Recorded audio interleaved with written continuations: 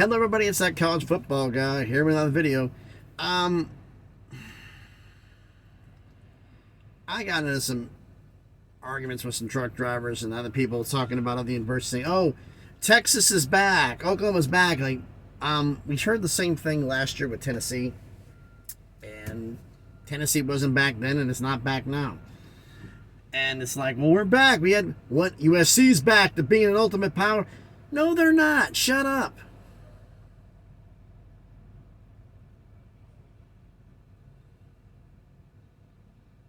They're not back yet. And it's like, okay. I said this before, so I'm going to have to say this again. Okay. Texas isn't back. Oklahoma isn't back. Tennessee isn't back. USC isn't back. Miami isn't even the same dimension to be back. Okay? They're not back. 1 year means nothing.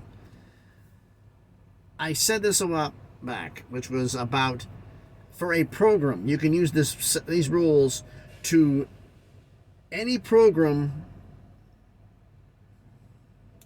that is trying to get back. A program that wants to come back from out of the dumpster fire that they were, resurrect themselves from the ashes of the dumpster fire, to become the phoenix, to resurrect themselves into a program. That's a growth. And you have to look at that growth like it's a baby. You have to learn how to sit up before you can crawl, learn how to crawl before you can walk, learn how to walk before you can run. You don't go from sit up to run. It doesn't work that way. And I came with a thought was as simply as this. How do you get back? Well, 4 steps. Like I said, sit up, crawl, walk, run. Those 4 steps. Well, excuse me. What's sit up? Winning season and win a bowl game. Tennessee didn't do that until last year. So they learned how to sit up. They say, well, SEC's back. USC's back. SC didn't win a bowl game last year. They lost to Tulane. They didn't learn how to sit up yet. So no. Winning season, win a bowl game. Same year. That's one. That's sitting up. What's crawling? 3 consecutive winning seasons and bowl wins 2 out of 3 years. What's walking? Over a 5-year period, 9 win average. That includes postseason play, bowl games, conference championships, the whole smack. 9 wins and bowl wins 3 out of 5 years. What's running? Double-digit wins every year for 5 years.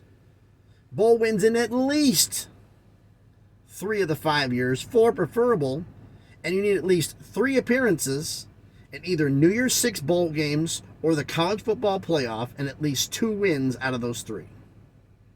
If you are consistently getting to New Year's 6 bowl games or the college football playoff and you're winning games, you are back. That's what it takes. You have to do that not 1 year, but consistently, year after year after year after year after year. Because that's what it's going to take to be back. Anybody can have 1 good year and then fall apart. That's not how it works. So I wanted to say that to get that out the way. Now, the story, the main headline you see there about conference realignment, conference craziness, about that could the ACC expand again? I only have 2 sources, and they're both shaky. So I'm putting this under the severe rumor category, that supposedly the ACC is looking at adding 3 more teams.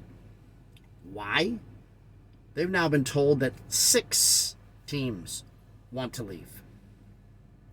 The 6 I have been told, this is the rumor part, both said the same teams. But that doesn't mean it's accurate. This is still rumor and innuendo. The 6, Clemson, Florida State, North Carolina, NC State, Miami, and Virginia. Those are the 6. Well, they'd have to add 6 to replace those 6 to stay at 15, right? Who are the other 3? This is rumor. Oregon State, Washington State, UConn. To replace those 3. Any more than that, if it goes to 8 out, you know, about 8 teams leaving, I've been hearing the 2 that are right at the front of the list are Tulane and Memphis from the AAC, from the American. And Tulane might actually bypass UConn. But with UConn not having to pay a buyout to immediately come in, that may change things. But as I said this before in a previous video, I figured between the Big Ten, the SEC, and the Big 12, that Clemson, Florida State, North Carolina, NC State, Miami, Virginia, Louisville, Pitt, Cincinnati, not Cincinnati, Louisville, Pitt, what am I missing? Duke, possibly Virginia Tech, all leaving.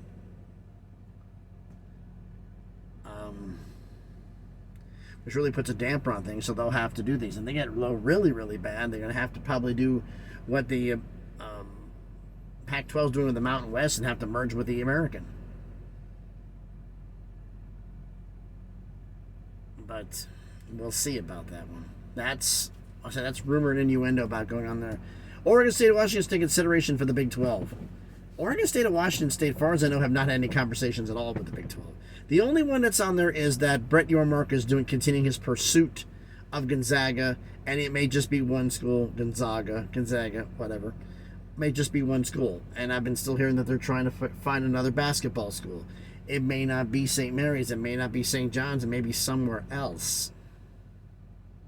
I'm like, okay, who's been a consistent player that's not in a power conference, a player in college basketball? Consistently. Not that many names on the list. So I don't know how this is going to go. But that's what I've been hearing, and it's all under the rumor and innuendo category. So treat it as you may. But we will see about that. So thanks everybody for watching this video. As I've said before, any interaction you do with the videos is greatly appreciated. Like, comment, and subscribe. Everything helps. Really appreciate it. And like I said, thanks everybody for watching. I'm gonna put down. There's a guy here's backing in the. I'm parked here at a truck stop in Lenoir City, Tennessee, because I only have about an hour and a half of drive time left, and they're saying because of wrecks in Knoxville, it's gonna be. I'm heading to Virginia, to Norfolk, tomorrow. I have to be there by 3 p.m., but it'll be earlier than that. But yeah, but the problem is they say the traffic in Knoxville is so bad, it's going to take 2.5 hours to clear there, and I only have an hour and 44 minutes left, so I just stopped at the truck stop that's open, has parking spaces open right now, short, and just called it a night. So, like I said, thanks everybody for watching.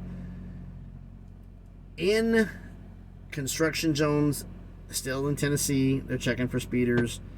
They're also, they did this in Virginia when I came back in the back way last time.